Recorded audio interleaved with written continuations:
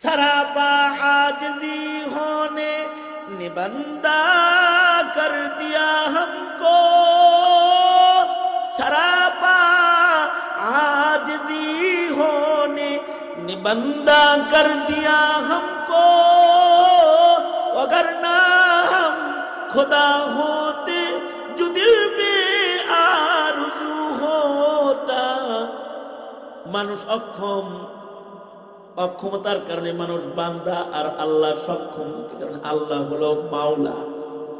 আমাদের মাওলা কি? জোরে বলেন কি? সক্ষম মালিকের নাম কি? চিৎকার করে বলেন।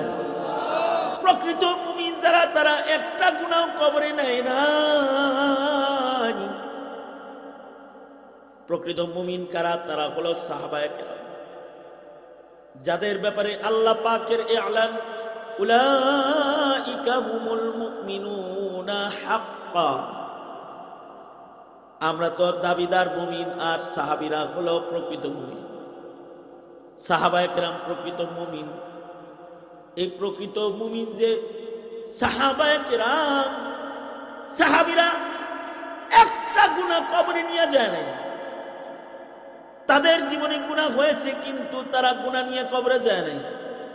জেনা হয়েছে, মাপ লইয়া তারপরে কবরে গেছে। মদ পান করেছে, মাপ লইয়া কবরে গেছে। তোহমত দিয়েছে কাউকে, ক্ষমা লইয়া তারপরে কবরে গেছে।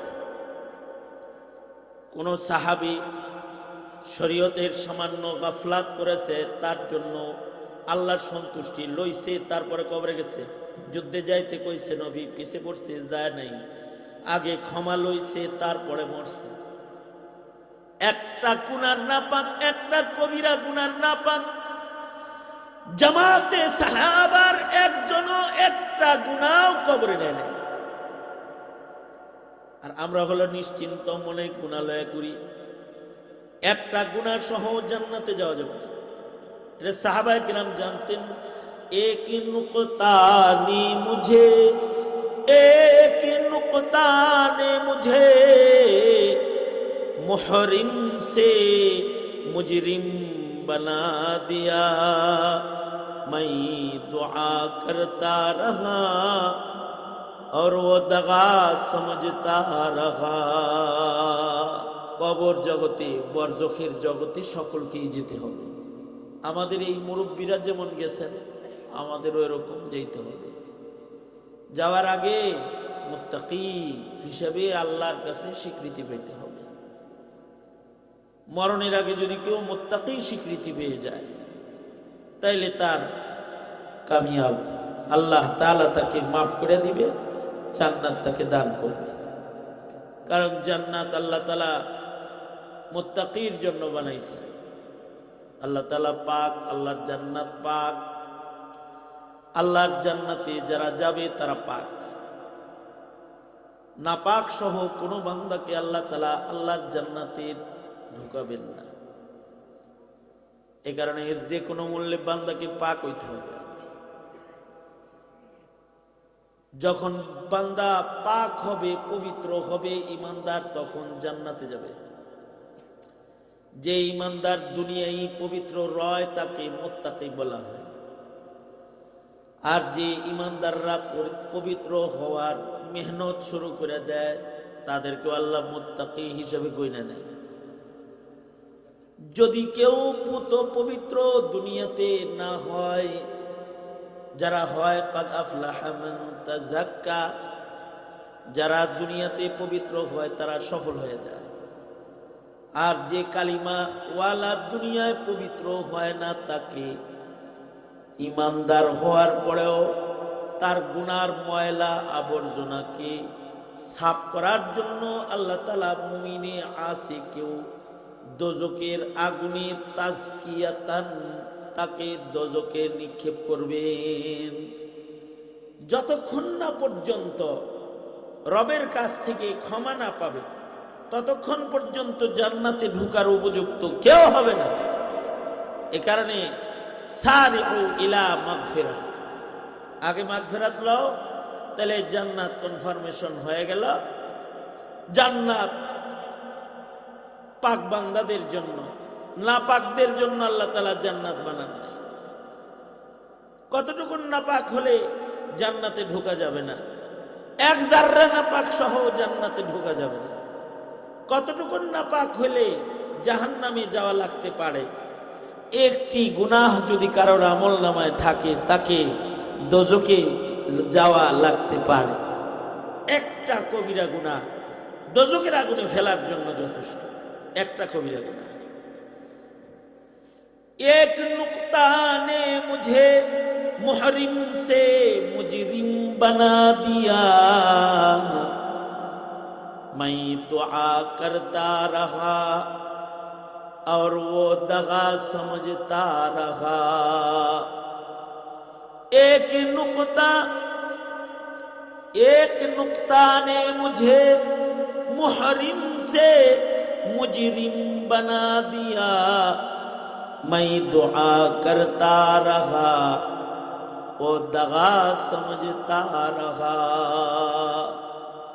জান্নাতি জাহান্নামী হইতে বেশি লাগে না, একটা গুনাহই যথেষ্ট হয়। যেমন মুহরিম মুজরিম হইতে একটা নুক্তাই যথেষ্ট হয়।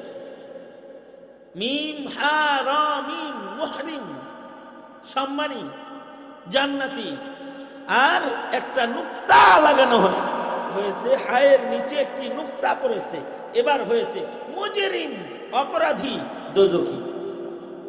একটা নুক্তা। एक नुक्ता ने मुझे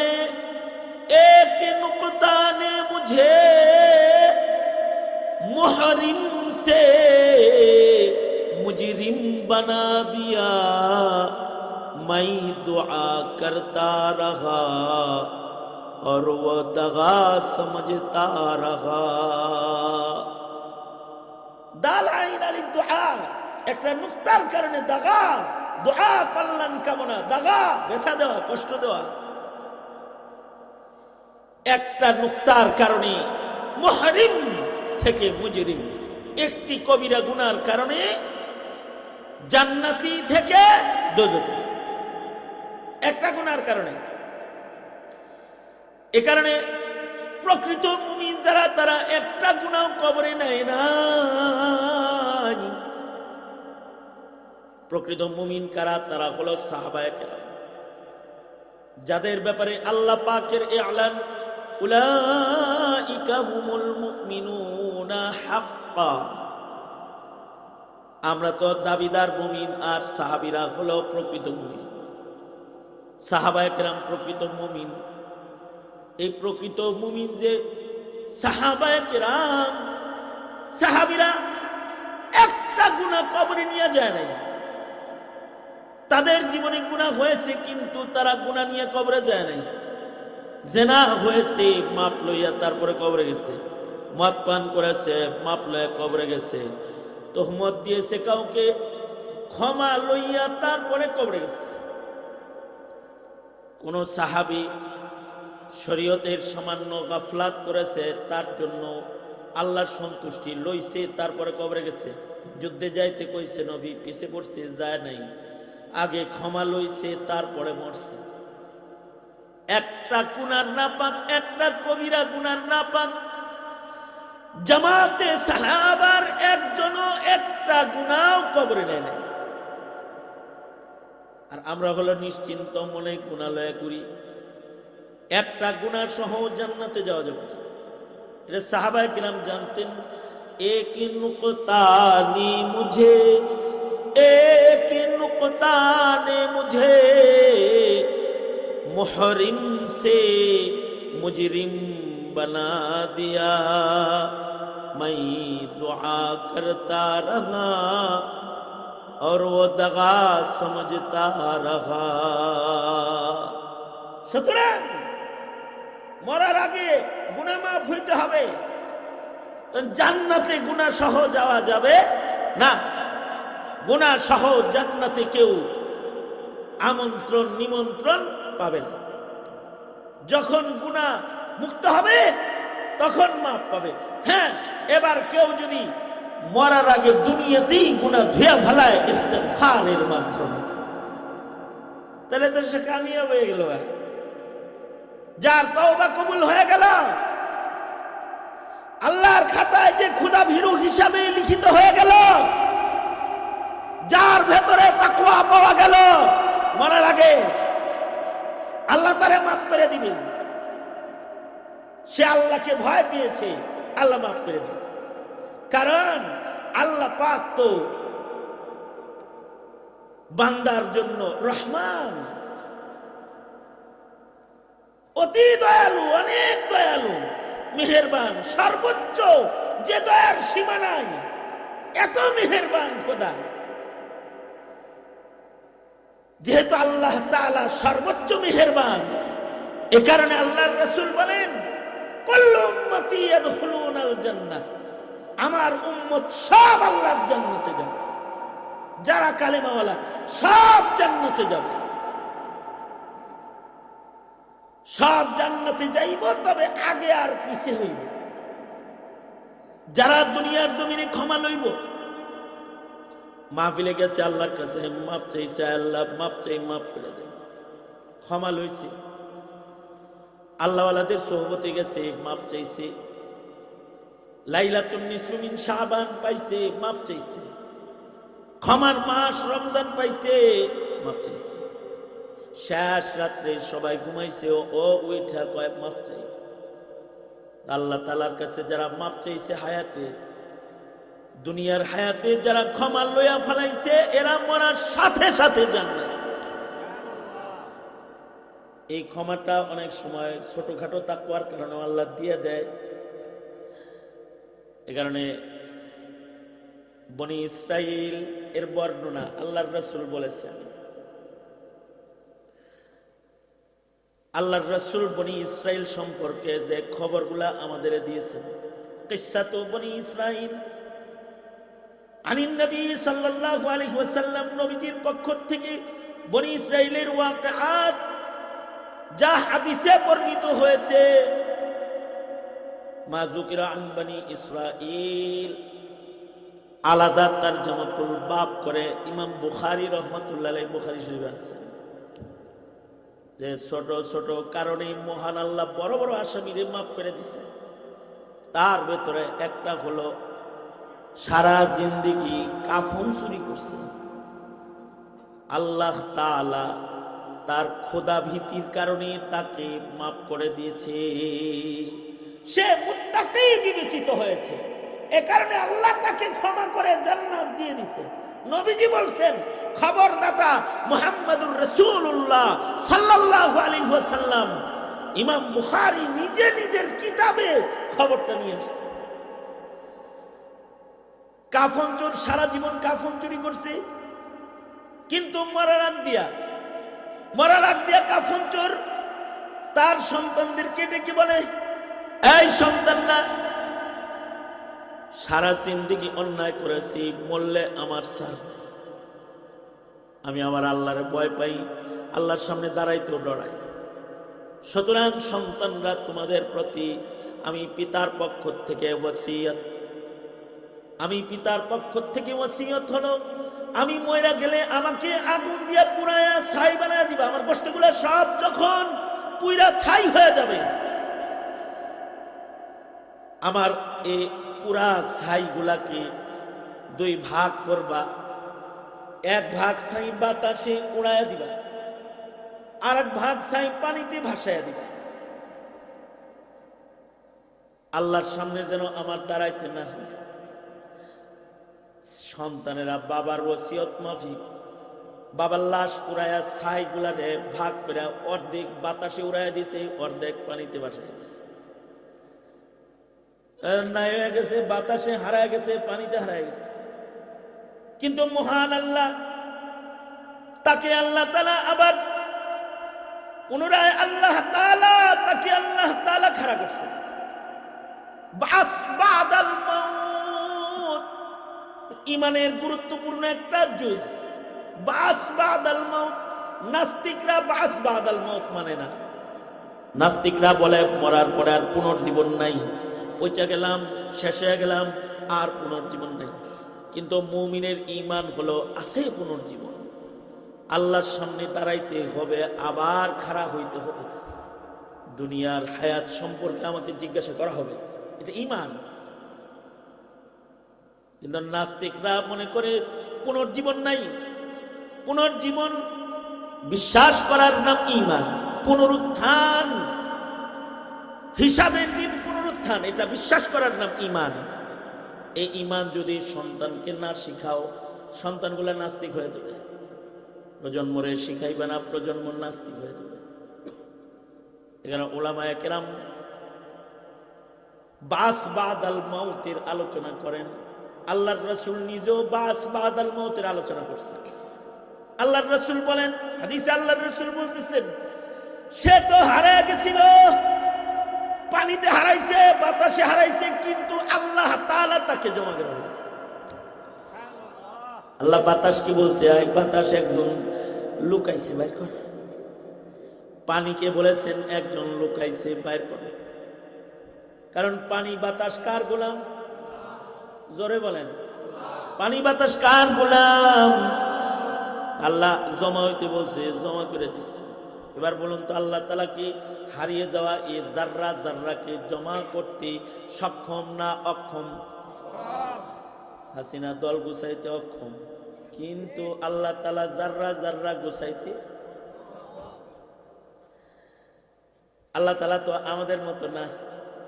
আল্লাহ তাআলার শান হলো আল্লাহ তাআলা কাদির মুতলাক, ওয়া হুয়া আলা কুল্লি শাইইন কাদির। তিনি কাদির মুতলাক, যা চান তাই করেন। আরাদা শাইআন আন ইয়াকুল লাহু কুন, যদি কোনো কিছুর ইচ্ছা করেন বলেন হয়, ফায়াকুন, সাথে সাথে হয়ে যায়। অক্ষমতা নাই যার, তিনি কে? এই বল, তিনি কে? অক্ষমতা যার নাই, তিনি কে? আর মানুষের অক্ষমতা আছে। হাসিনা সক্ষম না অক্ষম? জোরে বলো, হাসিনা অক্ষম না সক্ষম? অক্ষম। অক্ষম বিদায় খাইতে পারে না, অক্ষম বিদায় থাকতে পারে না, অক্ষম বিদায় হেলিকপ্টারে চলে পালায় যেতে বাধ্য হয়েছে, অক্ষম বিদায় আসতে পারতেছে না। মানুষ হলো অক্ষম। ডক্টর ইউনূস কি সক্ষম না অক্ষম? অক্ষম। সময় মতো দেখা যাবে অক্ষম। আমেরিকার প্রেসিডেন্ট সক্ষম না অক্ষম? ট্রাম্প সক্ষম না অক্ষম?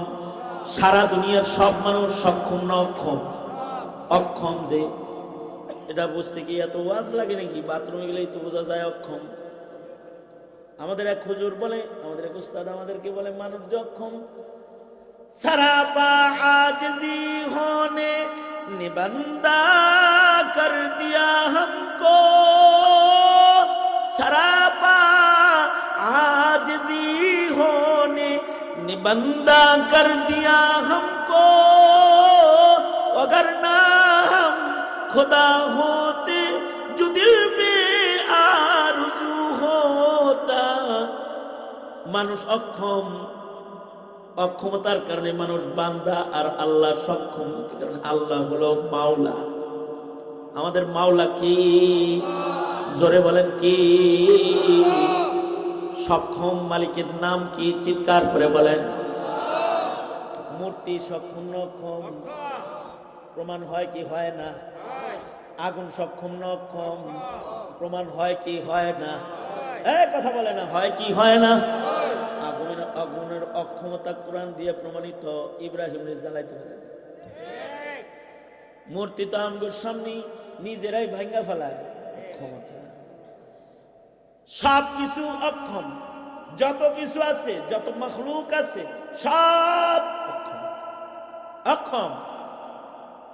সূর্য তেজ নিয়ে উঠে যে পুরায় আলাম, জ্বালায় আলাম, গরম দিয়া জমিন ফাড়ায় আলাম, কিন্তু অক্ষম। মানুষ এসি লাগায় চুপ করে বয়ে থাকে। সূর্য অক্ষম, চাঁদ অক্ষম, তারকা। বাতাস অক্ষম, বাতাস অক্ষম। যত কিছু আছে, পানি অক্ষম, পানি অক্ষম। যত মাখলুক আছে সব অক্ষম। Group limited. সক্ষম একজন, তিনি কে? আমাদের এক হুজুর কয় বাথরুমে গেলে সব মানুষ বুঝে সে অক্ষম।